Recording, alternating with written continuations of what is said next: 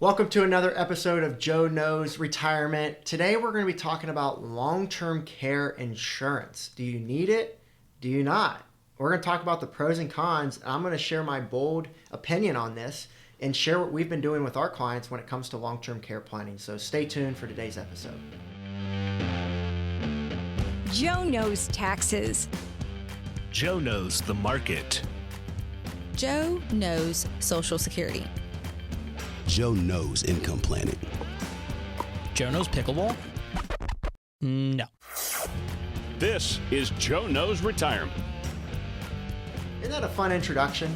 I mean, when our team came up with that idea of Joe Knows Retirement, I just started laughing. And by the way, typically if you have to explain something, it's never a good thing. But I'm sure you remember the Bo Knows, the commercials with Nike and everything. That's ultimately the vision we had with that. And so hopefully that's, as fun for you as it is for me. But in today's episode, we're going to be talking about long-term care insurance. Do you need it or do you not? And I'll just start off very boldly in saying that we haven't offered a long-term care insurance to our clients, a policy, for probably over 3 years now.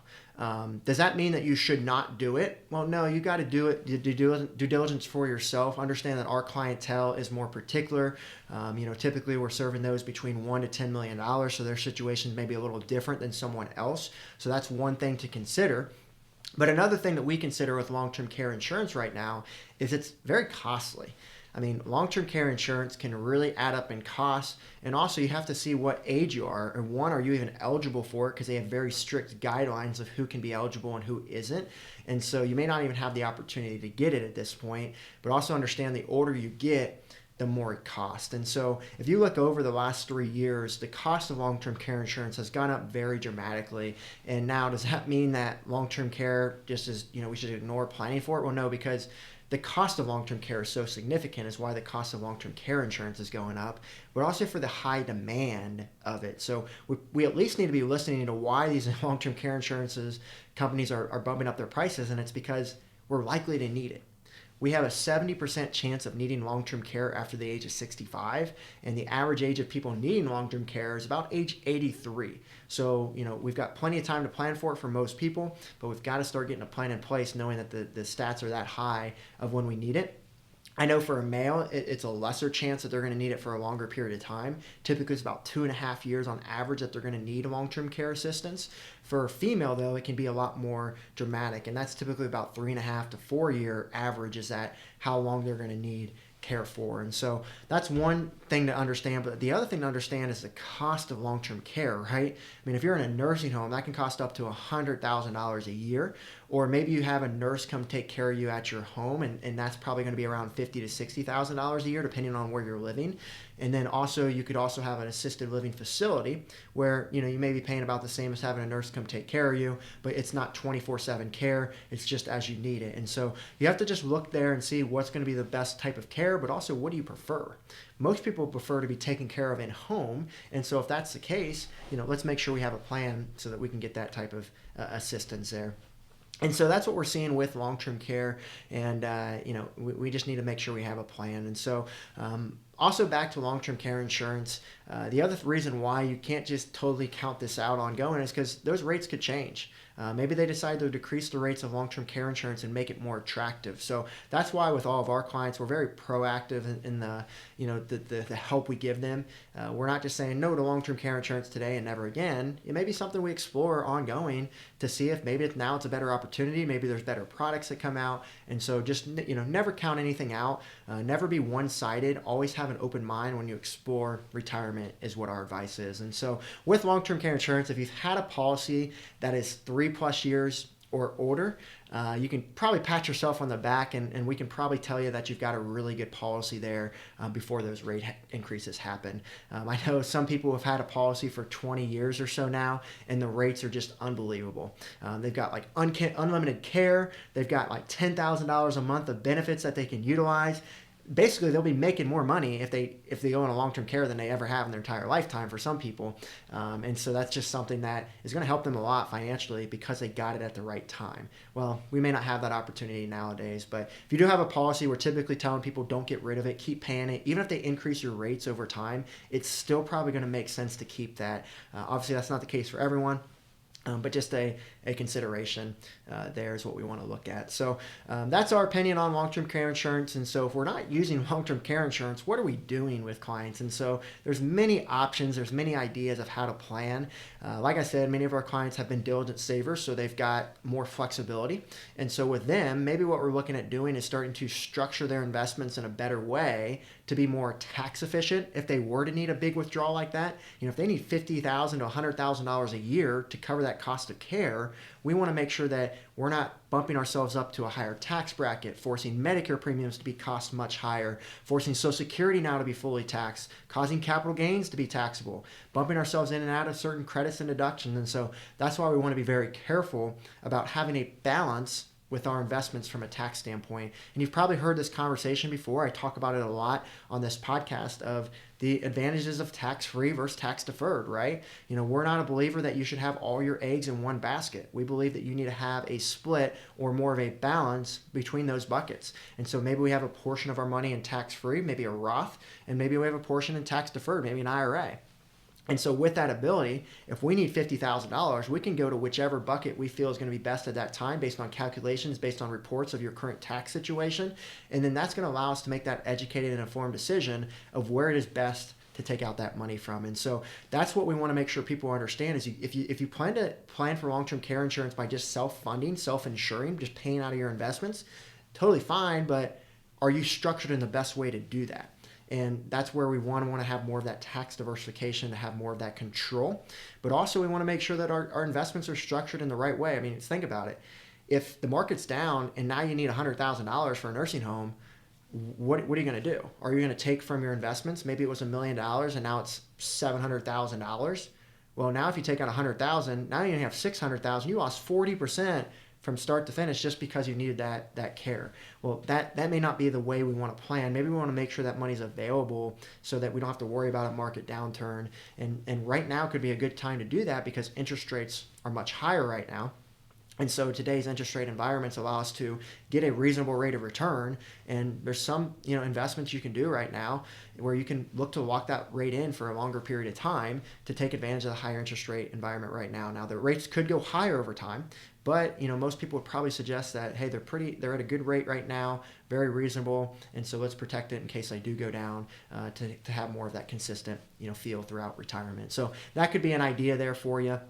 When it comes to self-insuring, self-funding, is making sure you're aware of taxes, making sure you're aware of any market implications there. Because if you need $100,000, we need that money available would be the idea. And so that's one idea. If you are going to look to self-insure, many of our clients look to use many different ways of planning for it. That may be one, but another way is by using more sophisticated trust to do so. And so this is something that some of our clients have looked at utilizing and actually have put into place.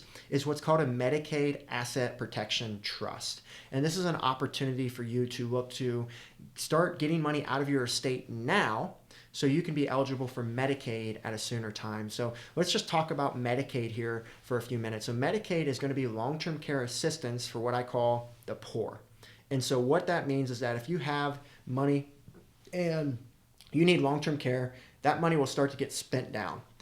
When you basically get to nothing, the government will step in and say, hey, we know you don't have any more money, but we're going to at least give you free long-term care moving forward. So good thing we're getting the care, bad thing we have no money to leave behind our loved ones. So an idea around this is what if we just started to get ahead of it? What if we took this money and we put it into this trust? We took our, any accounts we have, we put it into the trust and got it outside of our estate. And if we get it outside of our estate, now when they go to spend down our assets, they can't touch this money, which means we'll get Medicaid eligible earlier and get the free long-term care assistance while still maintaining our assets. And so that's the high-level idea of a Medicaid Asset Protection Trust. If you set it up the right way, you will still have access to the funds that you've put over here. And so that's why it's very important to work with an estate planning attorney who specializes in this area. Typically, we recommend looking with an elder law attorney. And so we have an attorney who meets with our clients at our office. That's where his specialty is. And this is something that he does all the time. And so we feel comfortable and confident knowing that, hey, he's going to make sure it's set up the right way to not miss anything. And so again, always work with an expert there. I don't think you would want to try to set this up on your own, knowing that there's a lot of small things that you need to make sure are in place. And so that's the idea of it. Now, what are the negatives of this? is one, obviously a trust is going to cost money to get completed. The value of it could outweigh the cost, so that's something for you to explore based on your situation. So those are the questions you should be asking. The other thing you have to be aware of, what's called the look back period. And this is the case with a trust or also gifting, which we'll talk about next, is, hey, if you are going to put your money outside of your estate and try to do this type of planning, they want to see it out of your estate for a certain amount of time before they consider it out of your estate. And so here in Ohio, it's 5 years. In other states, it may be higher. We've seen it all the way up to 10 years. And so it just depends on where you're living, and understand that that can change over time. And I expect that number to rise. Again, long-term care increasing, demand's increasing, and so the cost increasing. I would expect that they are less generous to us in allowing us to try to protect our assets. And so that's my opinion, but right now you just have to understand the rules. And so that's why we're also recommending people, if this is a route they want to go, make sure you get ahead of it. Make sure you start planning for it now so you can start that clock in case they raise it or whatever that may look like over time. Remember, the average age is age 83.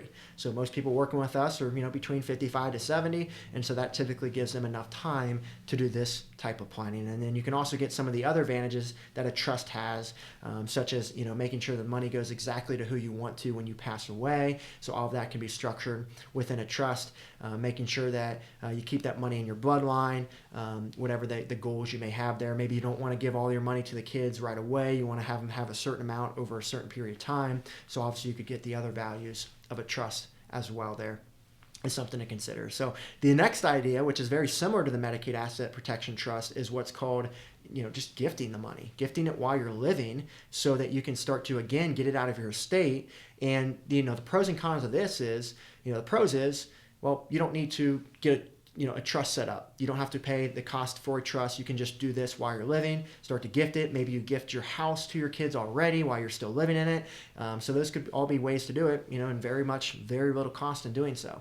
Obviously, the negatives are you're giving up control of your money, and you're giving up control of your house. Most people that would do something like that fully trust their kids and wouldn't expect anything to happen, which, again, I wouldn't either. But you have to understand that's part of it. So just be very careful about that type of planning. But that would technically get it out of your estate. Maybe you could still live in it if your kids are nice enough. Just don't make them mad. But anyways, you get the idea there. Could be another idea. And so many of our clients maybe look to do, a combination of both, or maybe one or the other.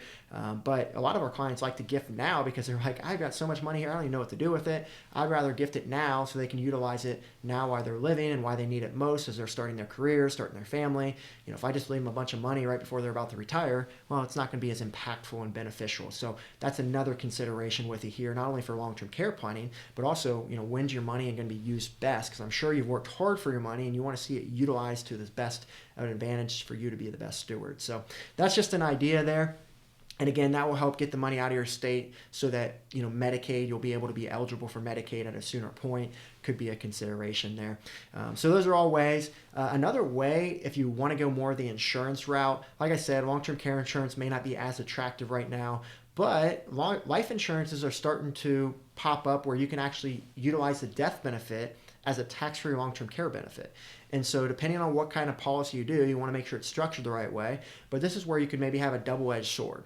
Maybe your goal is I want to leave money behind to my kids tax-free, but maybe I need long-term care, so I want to be able to use that while I'm living tax-free so they can get the rest of the assets would be the idea. And so this is something you could set up. It's going to help you leverage your funds. It's going to help make sure you get that tax-free long-term care benefit and not have to touch your investments would be the idea.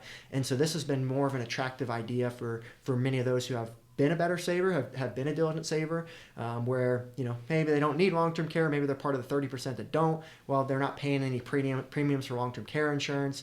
They're not having to pay for the trust, and this is a way that their money can be maximized by giving it to their kids or whoever they want to leave the money to. So just an idea there. Obviously very similar to long-term care insurance from the standpoint of you have to be eligible, and again, you just have to make sure that it's right for you. But we do have some clients that are exploring that route of using that for long-term care planning. Another consideration, which of how do we plan for long-term care without insurance, is looking to utilize your house. Now, I'm not telling you to take all the money out of your house and not have a plan to pay that back. Obviously, we want to make sure we maintain our house. But understand that the house is a big asset for many people. Typically at this point too, a lot of people have their house paid off, and so they've got this huge asset sitting there that's just kind of a dead asset. Well, you could take a home equity line of credit, or you could take a small loan from your account to pay for long-term care if it ever came up. Obviously you want to have a plan to pay it back. You don't want to do this if you don't have any money.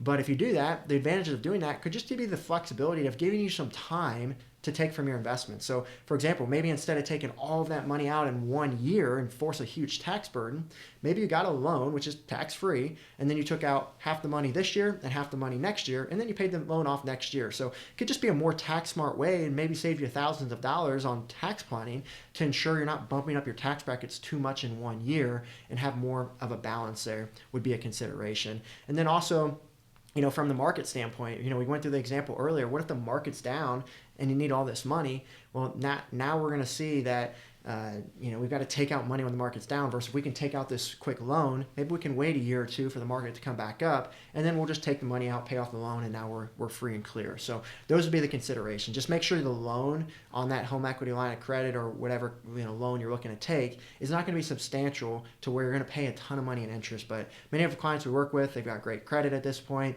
They can find typically low interest rates that could make sense in those types of situations. This typically isn't the first place that we look to do something like this, but it could be an idea. There's also things such as a HECM and HECM that you could look at as well. There's many different ideas there that you can utilize your house, not only in long-term care planning, but in retirement planning as well. But again, just as in anything, you have to see if it makes sense for you and do your due diligence on something like that. So those would be the ideas that we're looking at for long-term care planning. And, at the end of the day, it comes down to what is your situation, what are your goals, and there's many other different ways to plan for it. But my biggest opinion is make sure you're seeking help from someone to help you with all of this, making sure you're being efficient and making the right decisions. Because at the end of the day, long-term care is not only hard emotionally, but it's obviously hard financially. How do we make sure we take the financial burden out of it so we only have to deal with the emotional side? And I've had 3 out of my 4 grandparents have needed long-term care, and just as many of you can probably relate, it's not the most fun. I mean, you're having to see a loved one not do as well, and also have to care for them. It's not an easy time. And so if we can just remove this burden, it's going to be a lot better. And that's why it's important to have a plan before it's too late. So hopefully you enjoyed today's episode of Joe Knows Retirement. And if you have any questions, feel free to reach out to us, and we'll keep the episodes coming. Have a great one. Since we do not know your specific situation, none of this information can serve as tax, legal, insurance, or financial advice and may be outdated or inaccurate. The information comes from sources believed to be reliable but cannot be guaranteed. This content is prepared for educational purposes only. If you need advice, please contact a qualified CPA, attorney, insurance agent, financial advisor, or the appropriate professional for the subject you would like help with. Peak Retirement Planning, Inc. is an Ohio-based registered investment advisor and able to offer advisory services in Ohio and in other states where registered or exempt from registration.